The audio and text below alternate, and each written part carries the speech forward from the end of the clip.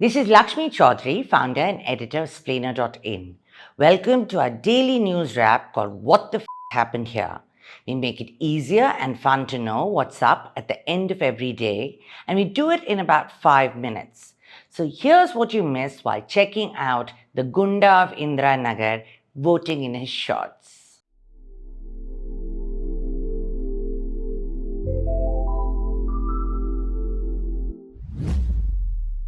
The Supreme Court ruled on a petition asking for verification of every vote cast on electronic voting machines.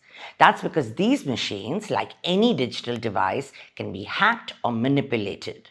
The petitioners wanted one of three safeguards against fraud. Option number 1, we can return to paper ballots. Option number 2, voting machines will generate printed slips to be verified by you, the voter, and then physically put in a ballot box. Right now, these slips appear in a window for 7 seconds after you cast a vote. It allows you to check whether your vote has gone to the intended candidate.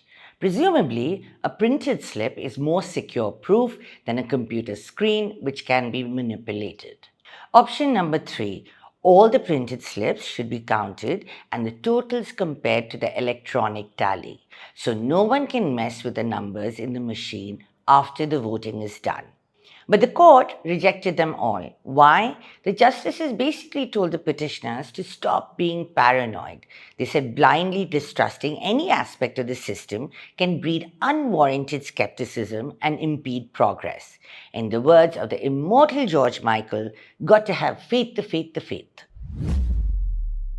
India said goodbye to TikTok back in June 2020 when the government decided Chinese apps were a national security threat. Americans have come to the same conclusion 4 years later. The US Congress passed a bill that basically bans TikTok in the US unless it's sold to a non-Chinese company. The big fear is that the company will hand over data of 170 million US users if the Chinese government asks for it. TikTok insists that's never going to happen, but there is a Chinese law that requires Chinese companies to share any or all data on request. Then again, at least 60% of TikTok is owned by major US investment firms, so it's not exactly a fully owned by China company. In any case, the fuss over TikTok is an expression of a rising tide of anti-China feeling across the West. Everyone is worried about big bad Beijing these days. The Biden White House is guaranteed to sign this bill into law. So what happens to TikTok? Its parent company, ByteDance, says it has no intention of selling and plans to go to court instead. That strategy worked in November 2020 when Donald Trump tried to ban the app. Besides, it isn't clear who will buy TikTok. Any attempt by Google or Meta will immediately become an antitrust issue. The irony is that the companies who can afford to buy TikTok likely will not be allowed to do so by US regulators. By the way, in case you think this is unique to big bad China, our new IT law also requires all Indian companies to hand over user data on demand. And our government is no less prickly about foreign companies storing Indian data overseas. In other words, this isn't about safeguarding your data. It's about which government gets to access it. In case you missed it this morning, the most famous Me Too conviction has been overturned. The New York Court of Appeals ruled that Harvey Weinstein, the powerful Hollywood producer, did not get a fair trial. Back in 2017, Weinstein was brought down by a flood of sexual abuse allegations by many well-known actresses, including Ashley Judd, Rose McGowan, and Gwyneth Paltrow. It marked the beginning of the Me Too movement that spread around the world. In the end, Weinstein was convicted in 2 cases, first in New York and then in Los Angeles. In the New York case, he was sentenced to 23 years for 2 crimes: forcing oral sex on a production assistant, and rape in the 3rd degree of an actress.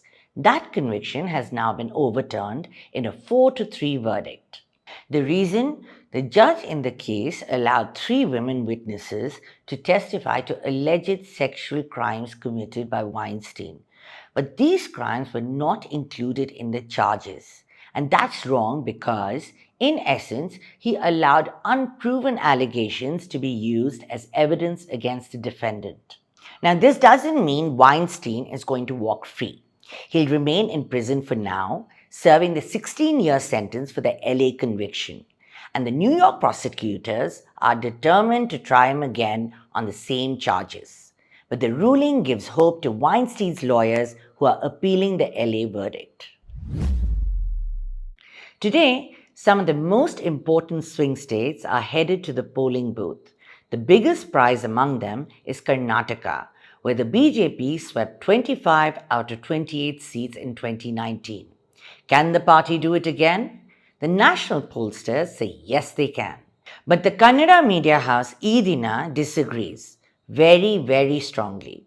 The two Edina surveys show Congress winning around 17 seats, while the combined BJP-JDS alliance manages a little over 10. That's a huge fall for the Saffron Party, which single-handedly scored more than 50% of the votes in 2019.